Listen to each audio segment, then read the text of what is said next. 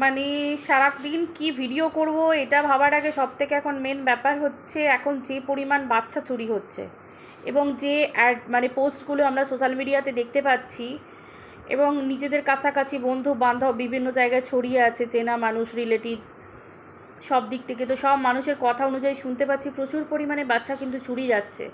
তো প্রত্যেক মানুষ খুব সাবধান হও, প্রত্যেকের বাচ্চাকে ভীষণ ভালোভাবে খুব বুঝে শুনে, অচেনা মানুষের হাতে দেওয়া তো দূরের কথা, স্কুল থেকে আনার সময় স্কুলের গেটে গিয়ে মায়েরা দাঁড়িয়ে থাকো, পরিবার দাঁড়িয়ে থাকো, যত কাজ থাকুক যত যাই থাকুক, একটা সেকেন্ডের জন্য বাচ্চাকে চোখের আড়াল করো না, না হলে কিন্তু খুব সাংঘাতিক ব্যাপার হতে চলেছে।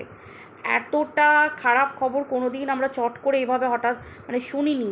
হঠাৎ করে বেশিরভাগ বাচ্চা উধাও হয়ে যাচ্ছে, খেলতে যাচ্ছে উধাও হয়ে যাচ্ছে। এমনকি বাড়ির আশেপাশে গ্রামের সাইড থেকে বাচ্চা চুরি হচ্ছে, সেখানে শহরাঞ্চলের কথা ছেড়েই দাও, আশেপাশের বাড়ি ঘর দুয়ার এগুলোর সঙ্গে তো মানুষের সঙ্গে মানুষের কোনো টাচ আপই নেই, কোনো কথাবার্তা, কোনো কমিউনিকেশন কিচ্ছু নেই। কখন কিভাবে বাচ্চা নিয়ে চলে যায়, কারণ যারাই কাজগুলো করে তারা কিন্তু প্রচণ্ড পরিমাণে তারা কিন্তু এইসবের ক্ষেত্রে মাহির হয়। তারা কিন্তু জানে যে তাদের একটা মানে নজরে থাকে যে কোন পরিবারের কোন বাচ্চা, কাকে আমরা নিতে পারবো, কাকে কি, এই পরিবারের সঙ্গে এই ওদের কিন্তু একটা ছক কষা থাকে, প্ল্যানিং থাকে।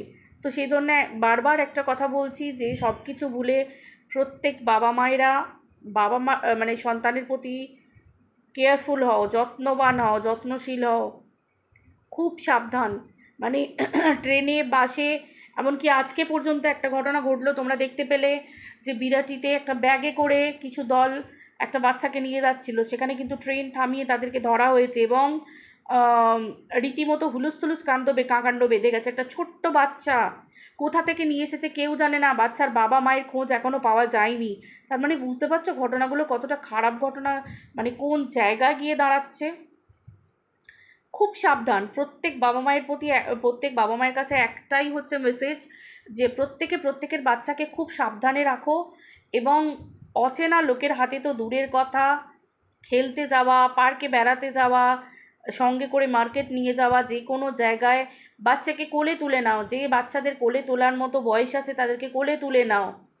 যে বাচ্চারা বাবা মা উভয়ই হাত ধরে রাস্তাঘাট পারাপার করো, সঙ্গে রাখো এবং বাড়ির মধ্যে একেবারে গেটে তালা চাবি দিয়ে রেখে দাও। দরকার নেই বাচ্চা ঘরের মধ্যে খেলাধুলা করুক। এখন কিছুদিন, যতদিন না এই ব্যাপারটা ঠান্ডা হচ্ছে ততদিন পর্যন্ত বাচ্চা ঘরের মধ্যে খেলাধুলা করুক। দরকার নেই বাচ্চাকে মাঠে খেলতে দেবার, দরকার নেই বাচ্চাকে অন্য কোনো জায়গায় পাঠাবার।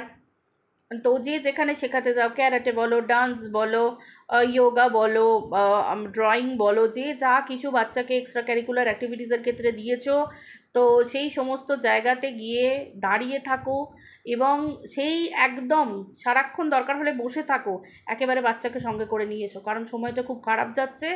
ভীষণ পরিমাণে এই নোংরামিটা বেড়ে চলেছে।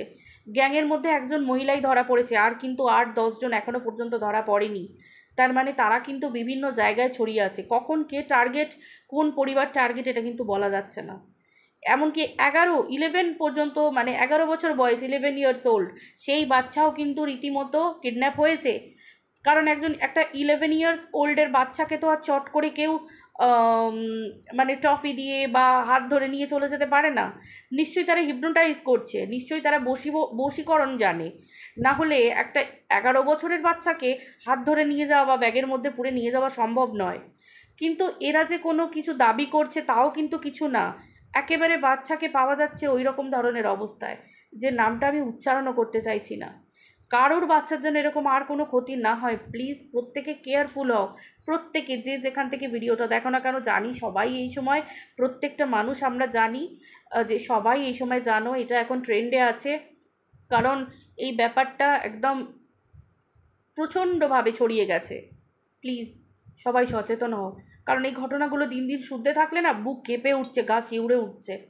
মানে প্রত্যেকের সন্তান প্রত্যেকের কাছে প্রিয়। তো সকলে সতর্ক হও। ভালো থেকো সবাই।